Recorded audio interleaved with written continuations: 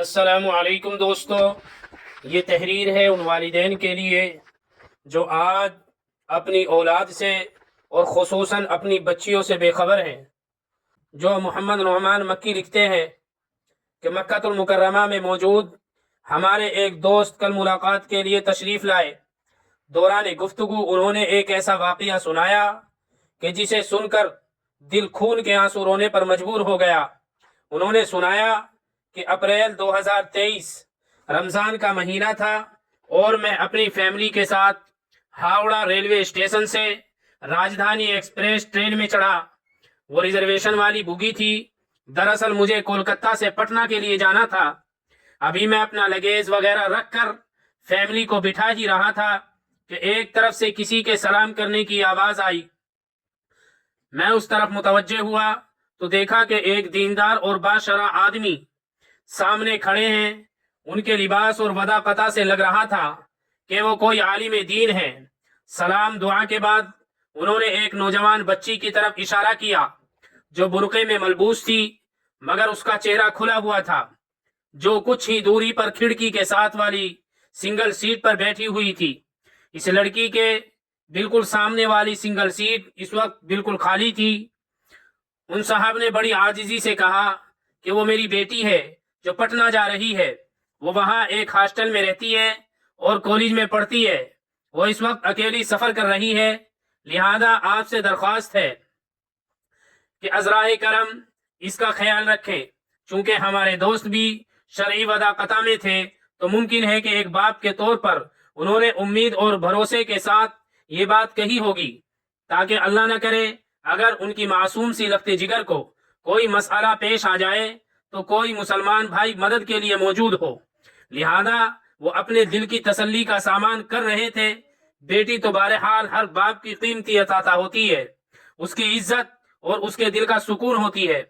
ہمارے دوست فرماتے ہیں کہ میں نے ان سے کہا کہ جی ٹھیک ہے، یہ میری فیملی بیٹھی ہوئی ہے، آپ اپنی بچی سے کہہ دے کہ اگر کچھ ضرورت ہو تو وہ میری اہلیہ سے بات کر لے۔ وہ فرماتے ہیں چونکہ میں خود بھی سامان اور اپنے بچوں کی فکر میں لگا ہوا تھا تو میں ان سے زیادہ گفتگو نہ کر سکا اور نہ ہی ان کا کوئی رابطہ نمبر لے سکا۔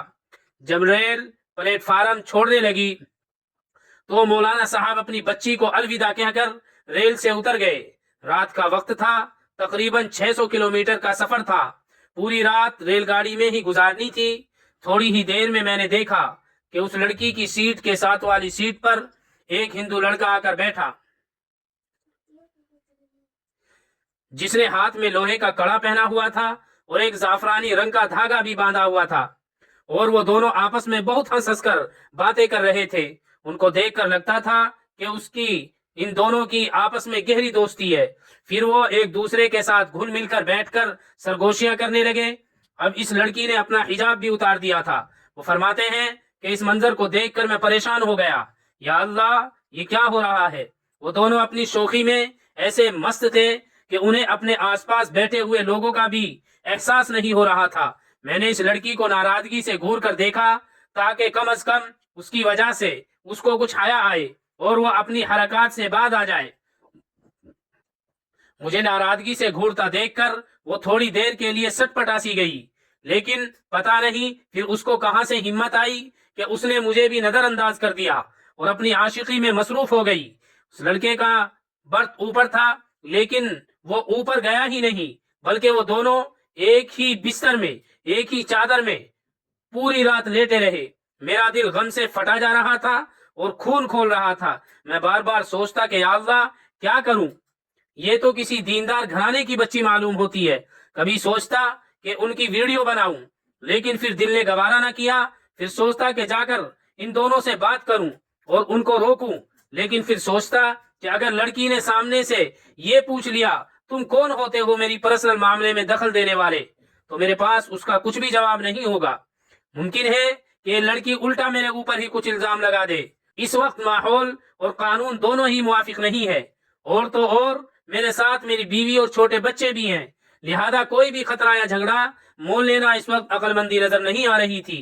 اس وقت مجھے بات کا شدید افسوس ہوا کہ کاش میں نے اس لڑکی کے والد سے ان کا نمبر لے لیا ہوتا، کم از کم میں صورتحال سے تو ان کو واقف کرا سکتا۔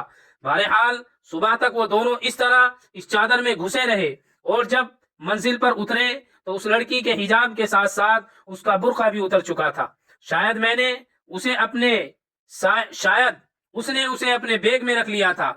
ایک نوجوان بچی جو کالج جانے کے لیے اپنے گھر سے اپنے باپ کے ساتھ باپردہ نکلی تھی، وہ اس وقت بے پردہ، بے پرواہ اور بے جھجک ہو کر ایک ہندو لڑکے کے ساتھ رواں دواں ہو گئی۔ ہمارے دوست بڑے ہی درد کے ساتھ فرمانے لگے کہ مجھے اس واقعے پر اور اپنی بے بسی پر انتہائی افسوس اور دکھ ہوا۔ مجھے رہ رہ کر اس لڑکی کے والد صاحب کا داڑھی اور ٹوپی سے سجا خوبصورت چہرہ یاد آ رہا تھا۔ ان کو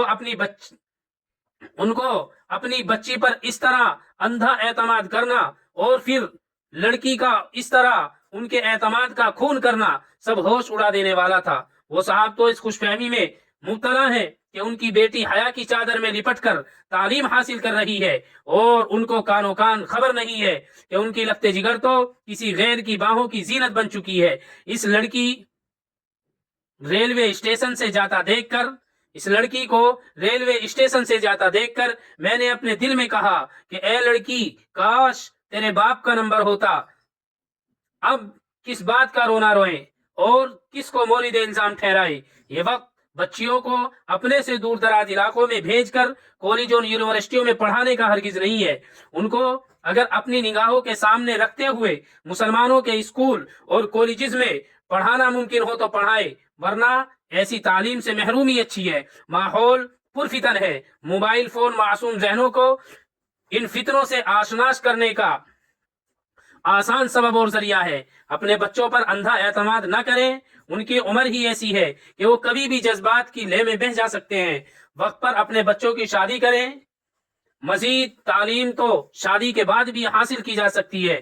اس تحریر کا مقصد نوجوان بچیوں کے ماں باپ کو جھنجھوڑنا ہے تاکہ وہ ہوش کے ناخن لیں اور بے فکر نہ رہے، اور اللہ کرے کہ ان بچی کے ماں باپ تک بھی یہ تحریر پہنچے جن کی بچیاں کالجز کے اندر پڑھتی ہیں، اور مہینوں اور عرصہ دراز تک وہ والدین سے دور رہتی ہیں، جس کا نتیجہ یہ نکلتا ہے کہ وہ اسی طرح گل کھلا رہی ہو۔ اللہ نہ کرے کہ ہماری بچی بھی اس راستے پر چل رہی ہو۔ لیکن اگر آج ہم نے اپنی بچیوں کی فکر نہ کی، ان کے ایمان کی فکر نہ کی، تو کل ہماری بچی جب دنیا سے جا رہی ہوگی، جانے کے بعد واصل جہنم ہوگی، جہنم کا ایندھن بنے گی۔ سینکڑوں نہیں، ہزاروں بچیاں ایسی ہیں جو کالجز میں جانے کے ساتھ ساتھ آج اپنے ایمان سے ہاتھ دھو بیٹھی ہیں، اور وہ کسی ناپاک پیشاب کے پجو کی گھر کی زینت بنی ہوئی ہے۔ انہوں نے جناب محمد الرسول اللہ صلی اللہ علیہ وسلم کو اور ان کی تعلیم کو الوداع کہہ دیا ہے۔ میرے عزیزو، ہمیں چاہیے کہ ہم اپنی بچیوں کو اگنور نہ کریں،